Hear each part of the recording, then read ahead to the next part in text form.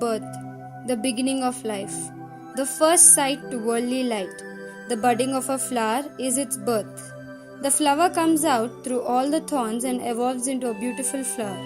The beauty of the flower never shows the thorns on its way or the pain it has gone through. Similarly, when we are born, the smile on our mother's face never shows the pain she has gone through. Love. Life begins with unconditional love.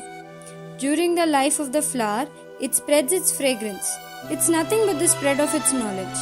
The pollen it gives are its new generation, which it always protects, showing the care it has towards its family. The nectar it gives to the bees are the good deeds it does in life, and once the duty of the flower is over, it dies. So, what's life? Is it the spread of knowledge you have, or being happy always, or caring for your family, or the good deeds we do in life? Then what is life?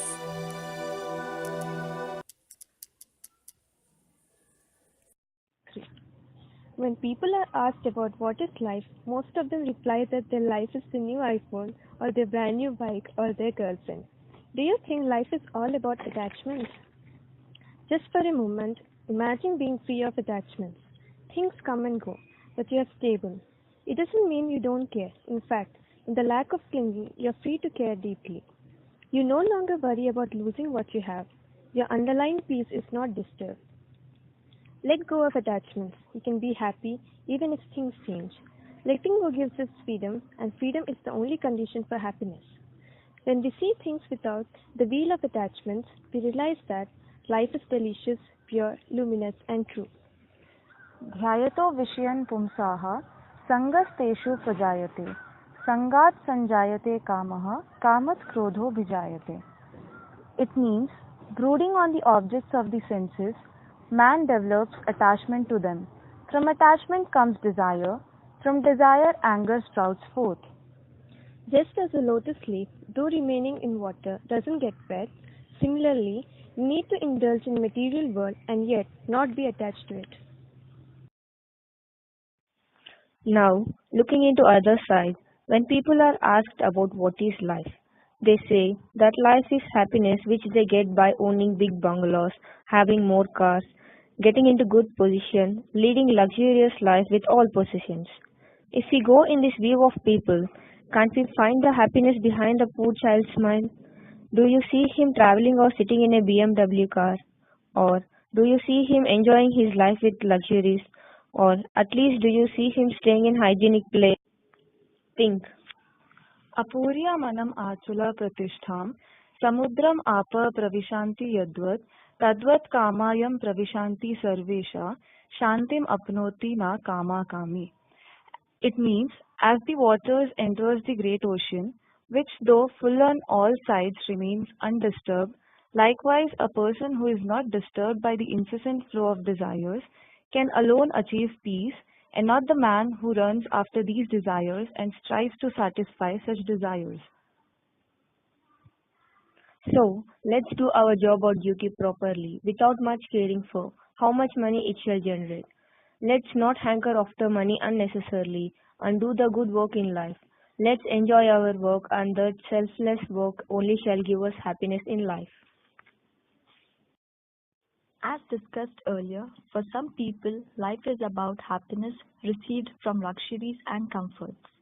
There also exist second category people who think life has a meaning only when happiness is a part of it and there is no point of sadness. If we look into this opinion of people, then think, would you have been able to enjoy the daylight unless you knew what darkness is?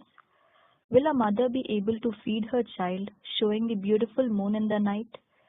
Will our grandparents would have had beautiful stories about stars all over the sky to tell us? Think for yourself. Let your heart be broken into a million pieces. You will be all the better for it. Sadness is not always as bad as it's made out to be.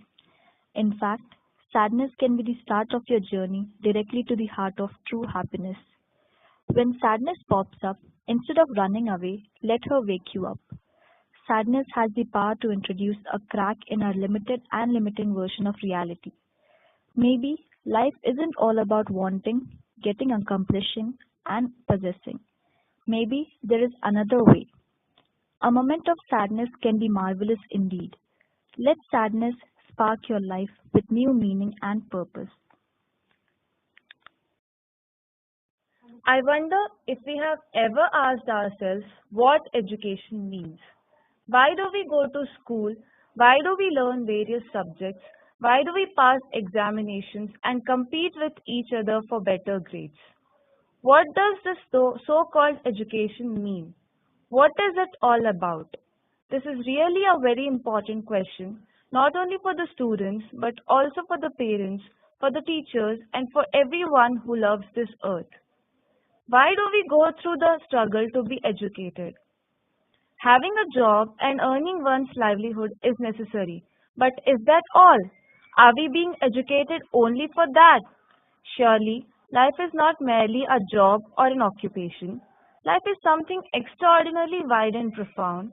It is a great mystery, a vast realm in which we function as human beings. If we merely prepare ourselves to earn a livelihood, we shall miss the whole point of life. So, whether we are teachers or students, is it not important to ask ourselves, why are we educating or being educated? And what does life mean? Think for yourself. You might be wondering where the answer for the question, what is life? But the fact is, even we don't know what the answer is. Only people who live in their life can answer this question. Living life here means living in the present.